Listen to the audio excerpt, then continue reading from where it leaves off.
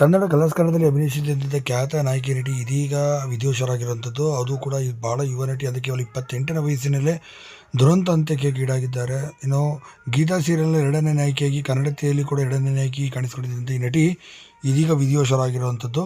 ಇನ್ನು ಕೆಂಡ ಸಂಪಿಗೆ ಸೀರಿಯಲ್ಲೂ ಕೂಡ ಕಾಣಿಸಿಕೊಂಡಿದ್ದರು ಈ ನಟಿ.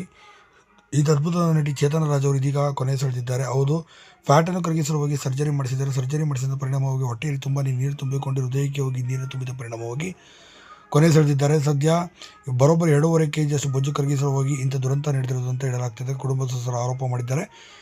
ವೈದ್ಯನಿಗೆ ಸರಿಯಾದ ರೀತಿಯಲ್ಲಿ ಆಪರೇಷನ್ ಮಾಡಿಕೊಂಡು ಕೂಡ ಬಂದಿಲ್ಲ, ಮತ್ತು ಈ ರೀತಿ ಮಾಡೋದು ಕೂಡ ತಪ್ಪು ಅಂತ ಗೊತ್ತಿದ್ದು ಸಹ ಹಣದ ಆಸೆಗೋಸ್ಕರ ಈ ಥರ ಮಾಡಿದ್ದಾನೆ. ಈತನಿಗೆ ಕಠಿಣವಾದ ಶಿಕ್ಷೆ ಕೊಡಬೇಕು ಅಂತ ಕೂಡ ಅವ್ರ ಕುಟುಂಬದ ಸದಸ್ಯರು ಹೇಳಿದ್ದಾರೆ. ಚೇತನ ರಾಜ್ ಅವರು ಮೂಲತಃ ಕೊಡಗಿನ ಮಡಿಕೇರಿಯವರು ಕೂಡ ಆಗಿದ್ದು, ಸದ್ಯ ಚಿತ್ರರಂಗದಲ್ಲಿ ಸಾಕಷ್ಟು ಬೆಳಿಬೇಕು ಮತ್ತು ಸಿನಿಮಾದಲ್ಲಿ ಕೂಡ ನಾಯಕಿಗೆ ಮಿಂಚಬೇಕು. ಅದಕ್ಕಾಗಿ ಬೊಜ್ಜನ್ನು ಕರಗಿಸಲು ಹೋಗಿ ಈ ರೀತಿ ಆಪರೇಷನ್ ಮಾಡಿಸಲು ಹೋಗಿ ಈ ರೀತಿ ಕೊನೆ ಸೆಳೆದಿದ್ದಾರೆ. ಯಾರೂ ಕೂಡ ಇಂಥ ಘಟನೆ ಮಾಡಬಾರ್ದು, ಈ ರೀತಿ ಮಾಡೋಕ್ಕೂ ಹೋಗಬಾರ್ದು. ಇದು ಜೀವಕ್ಕೆ ಅಪಾಯ ತಂದೊಡ್ಡುತ್ತೆ. ನನ್ನ ಮಗಳಿಗೆ ಬಂದ ಸ್ಥಿತಿ ಬೇರೆ ಯಾರಿಗೂ ಕೂಡ ಬರಬಾರ್ದು ಅಂತೇಳಿ ತುಂಬಾ ಬೇಸರದ ಕಣ್ಣೀರು ಹಾಕಿದ್ದಾರೆ. ಕನ್ನಡ ಸೀರಿಯಲ್ನೆಲ್ಲ ನಟ ನಟಿಯರೆಲ್ಲ ಕಣ್ಣೀರು ಹಾಕಿದ್ದಾರೆ.